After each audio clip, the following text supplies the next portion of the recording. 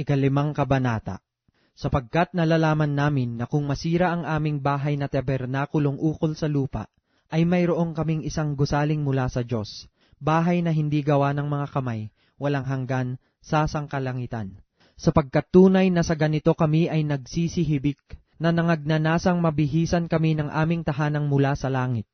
Na kung mabihisan nga kami niyaon ay hindi kami mga susumpungang hubad, sapagkat tunay na kaming nanga sa tabernakulong ito ay nagsisihibik, na nangabibigatan, hindi sa ninanasa naming maging hubad, kundi ninanasa naming kami bihisan, upang ang may kamatayan ay lamunin ng buhay. Ngayon ang gumawa sa amin ng bagay ding ito ay ang Diyos, na nagbigay sa amin ng patotoo ng Espiritu. Kaya nga kami laging malakas ang loob, at nalalaman namin na samantalang kami ay nanga sa tahanan sa katawan, ay wala kami sa harapan ng Panginoon.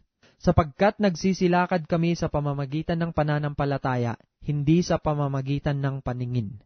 Na malakas ang loob namin, ang sabi ko, at ibig pa nga namin ang mawala sa katawan, at mapasatahanan na kasama ng Panginoon.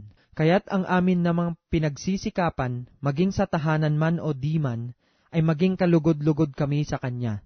Sapagkat tayong lahat ay kinakailangang mahayag sa harapan ng hukuman ni Kristo, upang tumanggap ang bawat isa ng mga bagay na ginawa sa pamamagitan ng katawan, ayon sa ginawa niya, maging mabuti o masama.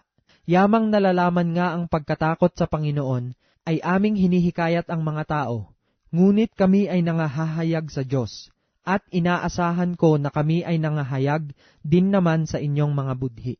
Hindi namin ipinagkakapuring muli ang aming sarili sa inyo, kundi binibigyan namin kayo ng dahilan na ikaluluwalhati ninyo dahil sa amin, upang kayo'y magkaroon ng maisasagot sa mga napapaluwalhati sa inyo, at hindi sa puso. Sapagkat kung kami ay maging mga ulol, ay para sa Diyos, o maging kami ay maghinahon, ang pag-iisip ay para sa inyo. Sapagkat ang pag-ibig ni Kristo ay pumipilit sa amin, sapagkat ipinasisiya namin ang ganito, na kung ang isa ay namatay dahil sa lahat, kung gayo'y lahat ay nangamatay, at siya'y namatay dahil sa lahat, upang ang nangabubuhay ay huwag nang mabuhay pa sa kanilang sarili, kundi doon sa namatay dahil sa kanila at muling nabuhay. Kaya nga mula ngayon ay hindi namin nakikilala ang sino man ayon sa laman, bagamat nakilala namin si Kristo ayon sa laman, ngunit sa ngayon hindi na namin nakikilala siyang gayon.